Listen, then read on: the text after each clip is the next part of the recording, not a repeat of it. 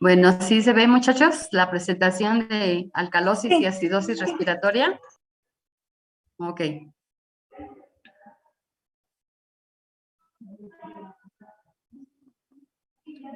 Bueno, aquí vemos nosotros a una persona en un proceso de alcalosis respiratoria. Entonces, aquí, ¿por qué estará esta persona llenando una bolsa de papel? ¿Qué estará pasando con esa persona, muchachos? ¿Por qué en un proceso de alcalosis respiratoria se les recomienda ahí respirar su propio aire? ¿Alguien sabe? Para recuperar el dióxido de carbono. Exactamente, para recuperar su CO2 que está perdiendo. Normalmente este proceso de alcalosis respiratoria se puede dar cuando la persona llegue a estar muy ansiosa, esté en una situación así como de pánico o suba a grandes alturas, a montañas, esté en un concierto ahí, grite y grite y grite en forma desaforada. Y entonces va a llegar un momento en que va a perder mucho dióxido de carbono a nivel pulmonar. Y esa pérdida de dióxido de carbono va a modificar pues la ecuación de Henderson-Hasselbalch, la relación 20:1. Entonces, ¿qué le va a pasar a ese 20:1? Recuerden que el 1 lo maneja el pulmón, entonces si está perdiendo mucho CO2, ese 1 pues va a bajar a 0.5, por ejemplo. Entonces nos va a producir un proceso de alcalosis respiratoria. Y poniendo la bolsita, ahora sí que en la boca, vamos rápidamente a restablecer que se recupere ese de 0.5 regrese a 1 y a veces sin necesidad de que funcione el riñón, ¿sí? Entonces, a veces estas situaciones son situaciones transitorias, no ponen en riesgo la vida de las personas, pero pues de repente la persona sí se siente mal y entonces esto llega a suceder. No sé, también cuando les van las personas a montañas, les da el mal de montaña y las personas sienten que les va así como en feria, muy mal se sienten, ¿no? Entonces, este proceso de acidosis y alcalosis, pues ya vimos en el caso de la acidosis y alcalosis metabólica. Entonces, ahí vimos que la compensación, pues es a nivel pulmonar. Y entonces aquí, en el caso de la alcalosis respiratoria, dice que es, y nos dicen que se define como el aumento del pH, hay una disminución de la presión de CO2 y disminución de la concentración de ion bicarbonato plasmático, dándonos como consecuencia que el pH, pues ahí nos da un valor de 7,7, perdón, es un pH alcalino. Entonces aquí está esta fórmula de pH igual a pK más logaritmo de 20 en 3.5 y es lo que yo les comentaba, que cuando baja el ácido carbónico de 1 a 0.5, pues si ustedes hacen la división de 20 entre 0.5, les va a salir el logaritmo de, creo que de 40. Y entonces sacan el logaritmo de 40, bueno, aquí está el 6.1 y les suman el logaritmo de 40 y les da un valor de 7,7, ¿sí? Y entonces esto es un indicativo de que estamos en una situación de una alcalosis respiratoria, ¿no? ¿Qué nos puede causar una alcalosis respiratoria? La hipoxia, enfermedades pulmonares, grandes alturas, una anemia intensa, puede causarnos alteraciones en el sistema nervioso central, también las encefalitis, meningitis, tumores cerebrales, trastornos psiquiátricos pueden causar esta alcalosis respiratoria, la ansiedad, la fiebre, insuficiencia hepática, el embarazo, intoxicación por salicilatos, Ventilación mecánica. Recuerden que los salicilatos es el ácido pues lo que tomamos para el dolor de cabeza, ¿no? Salicilatos. Síntomas, pues puede ser asintomática o puede ser aguda. Puede haber mareo, confusión, parestesias, sensación de hormigueo, adormecimiento, calambres, puede dar un síncope, pérdida pasajera del conocimiento, taquipnea, aumento de la frecuencia respiratoria. ¿Sí? También cuando se da esta alcalosis respiratoria, cuando las mujeres están así, que están peleándose ahí con el novio o con la pareja y grita y grita y grita, y entonces no hay manera de controlar, o puede ser un hombre o puede ser una mujer. Y entonces hasta que se controla la mujer, respira profundo y empieza puede llegar a caer en una situación de esta. Y entonces, pues ahí hasta pueden desmayarse las personas, ¿no? De repente, porque una situación de este tipo puede conducir a eso. Dice, los signos y síntomas dependen de la velocidad de descenso de la presión de CO2. ¿Sí? Entonces puede ser que sea ligera o hasta muy grave. ¿Sí? Aquí ya nos hablan de, permítame tantito, dice, mecanismos de compensación en la acidosis metabólica. Esta ya la vimos nosotros, que cuando en la acidosis metabólica lo que ocurría era una disminución del ion bicarbonato, ¿sí? Y entonces se compensaba una acidosis metabólica con una alcalosis respiratoria, ¿sí? Entonces aquí ya estamos mezclando las dos, como mecanismo compensador, ¿sí? Y aquí nos hablan de mecanismos de compensación en alcalosis crónica, ¿sí? Entonces aquí, si se aumenta la ventilación, pues va a disminuir la presión de CO2, aumenta el pH, y en el caso de ser necesario la intervención del riñón, ¿sí? El riñón, ¿cómo va a funcionar? ¿Sí? Si está aumentado el pH, el riñón va a secretar protones, va a ser la orina ácida, y también va a haber un incremento del amonio, porque va a estar captando hidrógeno, los hidrógenos. A ver, permítanme. Y entonces también entran los mecanismos de regulación del riñón, secreción de protones, a secreción de síntesis de esta sustancia y excreción de estos protones por amoníaco, ¿sí? Y con esto pues se va a tratar de este pH que estaba pues, alcalino, tenga un pH normal. Y en el caso de la acidosis respiratoria, ¿por qué se da?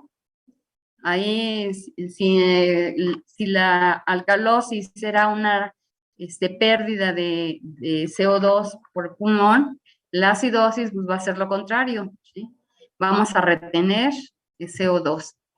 Si es una afección que ocurre cuando los pulmones no pueden eliminar todo el dióxido de carbono que el cuerpo produce. Esto hace que los líquidos corporales, especialmente la sangre, se vuelva demasiado ácido. La acidosis respiratoria es uno de los trastornos del equilibrio ácido-base, en la que la disminución de la frecuencia de las respiraciones provoca una concentración creciente del dióxido de carbono en el plasma sanguíneo y la consecuente disminución del pH de la sangre. Y entonces este pH pues se hace ácido, ¿sí? Entonces aquí tenemos valores normales. Y pues sabemos que el pH normal es de 7.4, ¿sí? 7.35 nos habla de una acidosis y 7.45 una alcalosis. Entonces aquí vamos a ver que cuando existe una, a nivel pulmonar, estos valores de esta presión de CO2, ¿sí? ¿sí? Menor de, lo normal es de 40. Cuando está menor de 35, nos conduce a una alcalosis respiratoria. Cuando esta presión de CO2 es mayor de 45, pues nos estamos hablando de una acidosis respiratoria. Y entonces esta presión, ¿por qué se va a dar? ¿Sí? Aquí hay pérdida de CO2 cuando estamos gritando y gritando y gritando. Y acá al contrario, cuando estamos reteniendo, ¿sí? Y cuando se retiene a nivel pulmonar, cuando hay un problema respiratorio, una enfermedad, un EPOC, por ejemplo, una enfermedad ahí que está, esté afectado el pulmón. En el caso de, recuerden que el ion bicarbonato lo regula, es el riñón, ¿sí? Y entonces aquí tenemos que el valor normal del ion bicarbonato es de 24 más menos 2 miliequivalentes por litro. Y entonces cuando disminuye a 22 se causa una acidosis metabólica y cuando aumenta más de 26 nos da una alcalosis metabólica. Estas se compensan con lo contrario acá, ¿sí?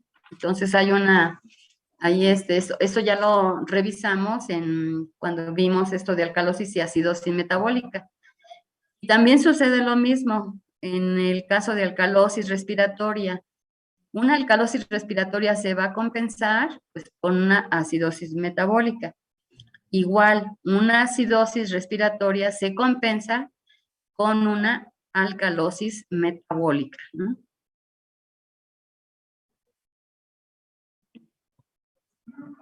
Bueno, aquí tenemos que existen nombres alternativos para estos trastornos. Entonces podemos hablar de acidosis respiratoria, insuficiencia ventilatoria. Y entonces, pues estos son términos que más que nada se usan ahí en los hospitales. Hablan de que acidosis es un trastorno que se produce por una presencia excesiva de ácidos en los tejidos y en la sangre. Cuando no se eliminan cuando no se elimina de forma normal el dióxido de carbono durante la respiración, generando una mayor presencia de ácido carbónico circulante, ¿sí? Entonces aquí estamos hablando de una acidosis respiratoria, ¿sí? Y entonces esta acidosis vamos a tener que no hay una eliminación de ese CO2 de las células hacia, hacia el torrente sanguíneo. Y entonces eso conduce a un descenso del pH, ¿no?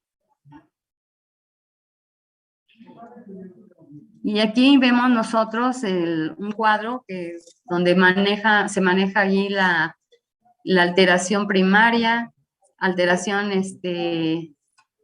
qué ocurre con con la concentración de ion bicarbonato y la presión de CO2, qué pasa con el pH y qué ocurre con la alteración compensatoria, ¿sí? Entonces aquí tenemos acidosis metabólica, sabemos que se da por una disminución del ion bicarbonato, conduce a un pH, a una baja de pH, un pH ácido, y vamos a tener que la compensación respiratoria va a ser a nivel pulmonar y causándonos una acidosis metabólica nos va a causar como mecanismo compensador una alcalosis respiratoria. Igual, acá la acidosis respiratoria, pues es por una retención de CO2, nos baja el pH, y a nivel metabólico, a nivel renal, retenemos ion bicarbonato, causándose una alcalosis metabólica. Y tenemos que la alcalosis metabólica, pues es retención de ion bicarbonato, aumenta pH, ¿y qué pasa con el pulmón? Se va a producir una acidosis respiratoria. Entonces aquí se retiene CO2.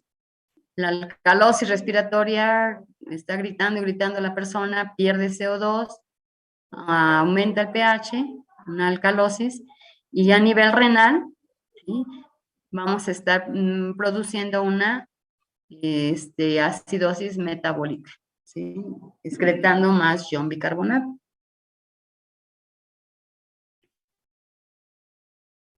Dice que las causas de la acidosis respiratoria son, entre otras, pues enfermedades de las vías respiratorias, como asma, el EPOC, enfermedad pulmonar obstructiva crónica, obesidad grave, dice, la cual restringe la capacidad de expansión de los pulmones.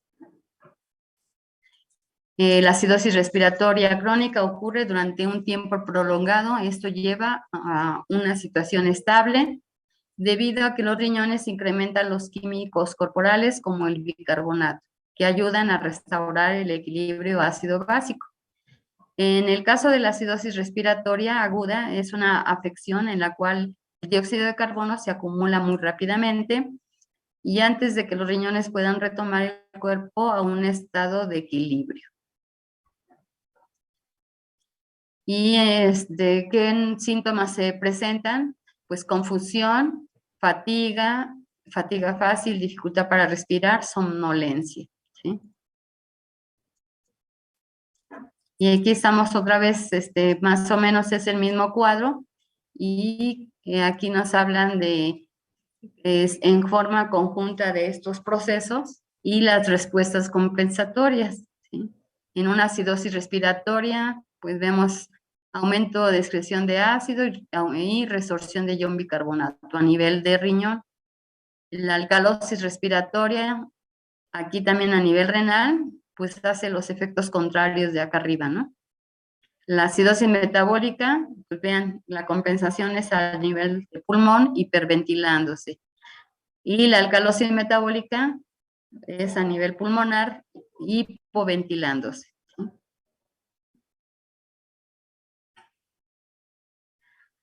Entonces aquí vemos nosotros lo que está sucediendo aquí en este caso de, déjenme ver si tiene título aquí, no lo encuentro. Bueno, ahí estamos viendo qué sucede cuando hay una acidosis o una alcalosis, ¿no? Entonces ahí se activan, tenemos dice pulmones, sangre, y qué ocurre con este CO2, ¿sí?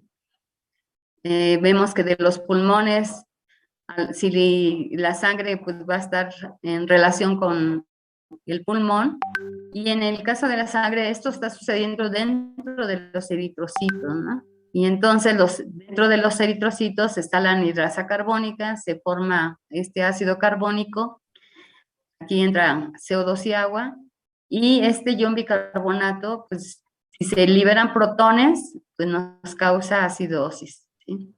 Pero si esos protones son tomados y se incorporan y nos pueden formar ácido carbónico que se va hacia generar agua y CO2 y sale hacia los pulmones. Entonces, estos se están llevando a cabo, estos mecanismos, normalmente, pues, se dan en forma, pues, natural. Nosotros no, a veces ni cuenta nos damos de que nuestro riñón y nuestro pulmón están trabajando, ya sean para compensar, porque es algo que se da como una función de estos dos órganos y que compensan. Pues a veces tomamos bebidas que son muy ácidas, muy alcalinas, y ya dejamos que nuestro organismo funcione. Y nos percatamos de que algo está sucediendo cuando pues, ya hay algún trastorno, que nuestros riñones ya no estén funcionando, que nuestros pulmones ya no estén funcionando adecuadamente. Entonces, esto cuando estamos sanos, pues no, ni siquiera nos ponemos a pensar qué está pasando con nuestros pulmones y nuestros riñones, ¿no? Bueno, preguntas de esto de acidosis y alcalosis, muchachos. ¿Dudas que tengan? Creo que no, profa. Por el momento no, maestra. Ok, bueno, entonces déjenme ver. Aquí está.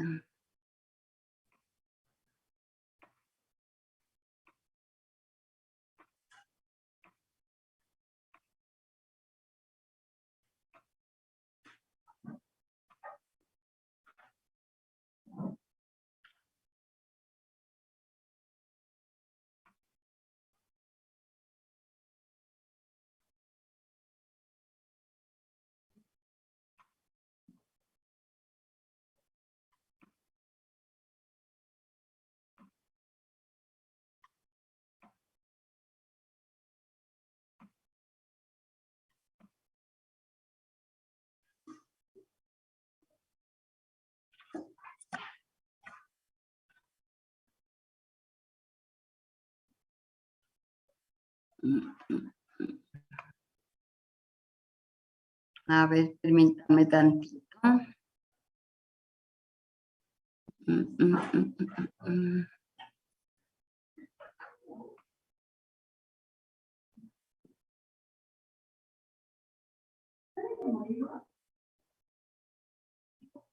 Ay, no sé qué pasó con esto.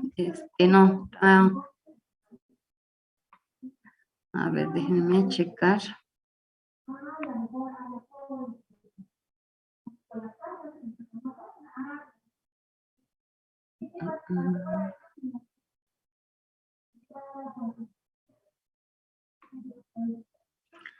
Déjenme buscar el documento que les di, donde viene el sociodrama.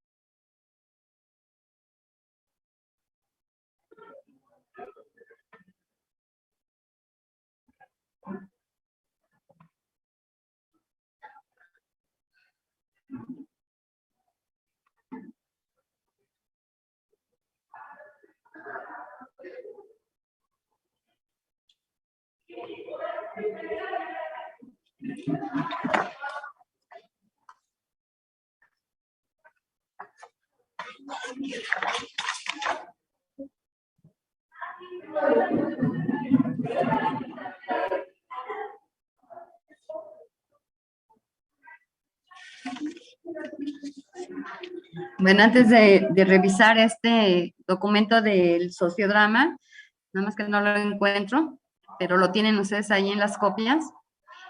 Vamos a hablar de algo que que tenemos que tocar, es el estrés oxidativo que se presentan en los tejidos por la acción de los radicales libres. Entonces, esta presentación, ahorita voy a checar si la tenemos ahí en el material, si no, se las voy a subir. Bueno, entonces aquí tenemos, ¿sí está? Ah, ok. Tenemos que, por todos los alimentos que consumimos, ya vimos que van a ser el riñón y el pulmón, pues son esos, sobre todo el riñón, pues va a eliminar muchas sustancias que nos causan un problema. Entonces, pero a veces en los alimentos van sustancias que son, que van a causarnos problemas, porque van a generar la formación de radicales libres. Y entonces esto va a causar lo que se llama un estrés oxidativo y puede causarnos la formación de esos radicales y causarnos pues hasta un cáncer, ¿no? Entonces, aquí tenemos que esos radicales libres dice que son moléculas o átomos que contienen por lo menos un electrón sin aparear. Es decir, que no se encuentran formando un par electrónico en una órbita atómica o molecular. Dice, esta es una estructura muy inestable, por lo cual los radicales libres reaccionan muy rápidamente con otras sustancias y tienen una vida media muy corta, tal como una millonésima de segundo. En este caso, algo que se ve cuando ustedes van a una playa y se asolean, los rayos ultravioleta que tiene el sol, pues va a actuar sobre las partículas que están en su piel, sobre partículas orgánicas. Entonces ahí pues hay carbohidratos, hay proteínas, hay lípidos. Y entonces normalmente esa luz ultravioleta va a causar la desestabilidad de un átomo, de un oxígeno puede ser, y va a causar esa desestabilidad y entonces va a producir la formación de lo que se llama un radical libre. Entonces ese átomo va a traer ahí una desestabilización. A veces al captar un electrón más, pues anda buscando a quién cederle ese electrón, porque está muy inestable. Y entonces, si nosotros nos asoleamos 2 horas o 3 horas estamos al rayo de sol, la piel empieza a manifestar quemaduras, se pone roja al principio. Y entonces todo eso color rojo, pues no es más que la acción de las luz ultravioletas sobre esos compuestos orgánicos de nuestra piel. Y llega un momento en incluso esa piel, ya después con el paso del tiempo, si fue una quemadura, pues puede ser hasta de primero, segundo, hasta tercer grado, de acuerdo a la exposición que se tiene, ¿sí? Entonces ahí vemos a muchas personas, sobre todo extranjeros, que se quedan ahí tumbados ahí varias horas al sol y que salen, pues se levantan como si fueran rojos, como camarones, ¿no? Y después pues van a tener esas quemaduras de primero, segundo y quién sabe hasta cuántos grados, ¿no? Entonces esa desestabilidad, por darles un ejemplo, se presenta en la piel por acción de esta luz ultravioleta. Entonces, lo más grave es que llegue hasta células que estén en la piel, por ejemplo, la epidermis, si llega la luz ultravioleta hasta las células basales, capas basales donde se da mitosis, pues puede producir una mutación y de ahí se desencadena pues, un cáncer, ¿no? Aquí vemos nosotros nuestra estructura de la célula, el DNA, que es el que normalmente se tiene que estar protegiendo, ¿sí? Y entonces, ¿quiénes pueden ser las fuentes de radicales libres? Pues aquí vemos, en este caso, radiaciones ionizantes. Cuando vamos y nos sacan ahí radiografías y nos estamos exponiendo en forma muy constante, pues eso no es tan bueno. También la disfunción en la cadena respiratoria, que se altere ahí la mitocondria, el humo de tabaco, ahí dicen que el humo tiene como 2000 componentes, entonces pues es así muy, muy dañino, ¿no? La oxidación de ciertos fármacos, la fiebre elevada, pues conducen a que se generen radicales libres de oxígeno que son conocidos como superóxidos, ¿sí? Y vamos a ver que estos compuestos que van a causar, van a producir, son los causantes de un gran número de enfermedades degenerativas. Hay un daño oxidativo. Estos radicales libres, dicen los que participan en enzimas, moléculas secuestrantes de electrones y nutrientes. El equilibrio entre estos radicales libres y los sistemas de defensa, puede haber un desequilibrio y entonces lo que se llega a presentar pues es un estrés que se denomina estrés oxidativo, ¿sí? Y este estrés oxidativo que va a producir, dice, las formas parcialmente reducidas del oxígeno se denominan EROS. Es un término global que incluyen especies tanto de radicales como no radicales de oxígeno. Oxígeno molecular y peróxido de hidrógeno, o sea que H2O2, en una proporción de 1 a 3.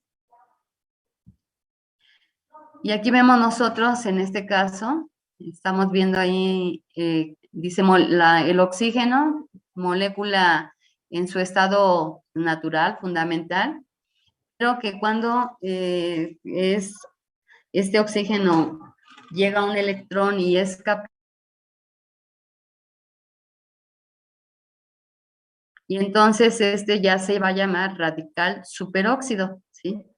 Y entonces este superóxido se puede unir al hidrógeno y formarse el peróxido de hidrógeno y se forma el agua, perdón, se forma el H2O2, ¿sí? Tenemos aquí que en los citocromos tienen hierro, ¿sí? Y van a tratar de atrapar a estos oxígenos. Entonces, estos electrones son captados y van a ser conocidos como radicales de ion hidroxilo. Estos con los electrones pues también van a ser tratados de llevar a ser, o son generados como agua para ya no producir daño.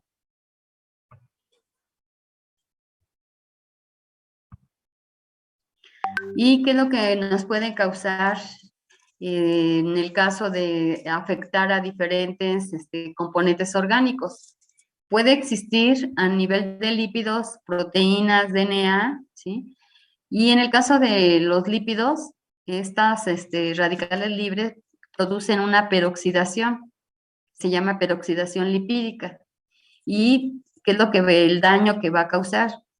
Pues causan una reacción en cadena sobre la membrana celular que provoca finalmente la alteración de la estructura, la fluidez y la permeabilidad de las células, la membrana celular, ¿no? Entonces esto pues va a afectar la membrana celular. En el caso de las proteínas hay una oxidación que van a provocar, pues alteran la conformación, produciendo desnaturalización, fragmentación, polimerización de las proteínas, dice, y las múltiples funciones biológicas, como por ejemplo las actividades enzimáticas, transmisión de señales, regulación metabólica y genética, pues se va a ver alterada, ¿no? A nivel del DNA, pues nada más que se va a afectar a las bases, y entonces puede haber sustitución por ejemplo, la guanina, puede ser ahora la deoxiguanina. Dice, induce errores en la incorporación de bases nucleótidas en el proceso de la replicación. Se ha visto, por ejemplo, que la radiación solar en la piel llega a producir dímeros de timina.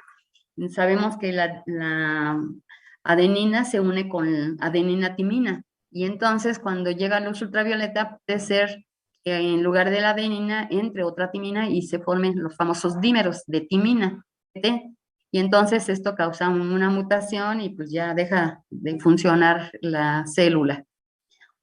También dice interacción con el óxido nítrico, formación de un peroxinítrito, efectuando la acción del anión superóxido como agente proinflamatorio, ¿sí?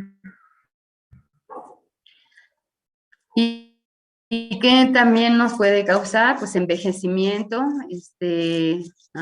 allá a nivel de la acción de los ácidos grasos de la membrana, daño en el ADN o DNA, se cree responsable del proceso de la aterosclerosis por la peroxidación de los lípidos, sobre todo de las partículas LDL, con daño en otros componentes. Cáncer, daño a nivel del DNA, cataratas, modificaciones irreversibles en las proteínas. Aquí a nivel de ojo también debemos usar lentes con filtros solares, sobre todo porque aquí en pues, México ahora sí que estamos en la placa ecuatorial, y entonces estamos recibiendo las radiaciones ultravioleta pues directos. Entonces estas radiaciones normalmente para nosotros decimos, pues las cataratas son de viejitos, ¿no? No, no es eso. Normalmente debemos usar lentes protectores con filtros para evitar que esos rayos ultravioleta lleguen hacia nuestro interior de nuestro ojo y nos llegue a producir estas cataratas. Y entonces, realmente las cataratas no es de personas pues mayores, sino que si no se cuida, así como nos piden que usemos bloqueadores solares para evitar la acción en la piel, a nivel de ojo también necesitamos usar pues lentes que sean, que tengan una protección adecuada, un filtro. Esos lentes que venden pues saliendo del metro ahí, esos de 25, bueno, me quedé con 25 pesos. Esos son, si los usan, como tienen un tinte que hace que la luz entre con mayor fuerza, pues es más, les causa más daño que protección. Y entonces, pues no es nada recomendable usar esos lentes, sino que usar lentes que tengan esa protección solar, ¿sí? Pero pues no quieran lentes así de las últimas generaciones, de esos carísimos, y no, pues nada más vayan si necesitan lentes, pues que les pongan un filtro, o si no usan lentes, pues usar lentes solares. También otras causas, otros procesos que causan estas radicales libres es cuadros inflamatorios, que pueden ser crónicos, y esto de estos radicales libres promuevan la activación de genes relacionados con la respuesta inflamatoria. En el caso del sobrepeso y la obesidad, pues sabemos que la obesidad ya es un proceso inflamatorio, y entonces ese proceso inflamatorio pues decimos una persona está gordita, está llenita, sí, pero también está con un proceso de inflamación. Y ese proceso de inflamación, pues también a veces es por el efecto que se tiene del exceso de grasa, ¿no? Bueno, ahí vemos nosotros, dice mecanismo de acción de estas radicales libres. Dice descripción esquemática del mecanismo de producción y neutralización de estos ERO. La secuencia de la reacción produce el metabolismo del oxígeno. Los cofactores para la superóxido dismutasa son el manganeso, el cobre, el zinc, pero nunca están presentes como una tríada en la misma enzima. El cofactor para la glutatión peroxidasa es el selenio. Glutatión reducido y el glutatión oxidado como dipéptido. Normalmente en nuestro organismo tenemos, afortunadamente, en los peroxisomas, por ejemplo, tenemos esta enzima catalasa, pero también tenemos, en el caso, por ejemplo, del ojo, a nivel de la córnea, tenemos la formación de un glutatión que va a estarse oxidando y reduciéndose. Y estos compuestos, catalasa y glutatión, son compuestos benefactores, que protectores, porque habíamos dicho que estos cero, pues alteran, modifican al oxígeno, y la acción de esta enzima, superóxido dismutasa, son inactivados a peróxido de hidrógeno. Y cuando entra, por ejemplo, a los peroxisomas por la catalasa, los transforma en agua y oxígeno. Y se requieren de estos cofactores.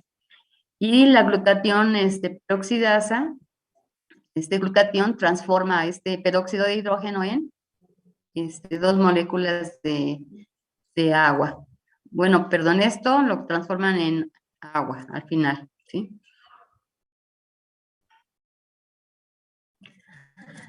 Y tenemos entonces aquí que los antioxidantes se agrupan de acuerdo a su naturaleza y modo de acción.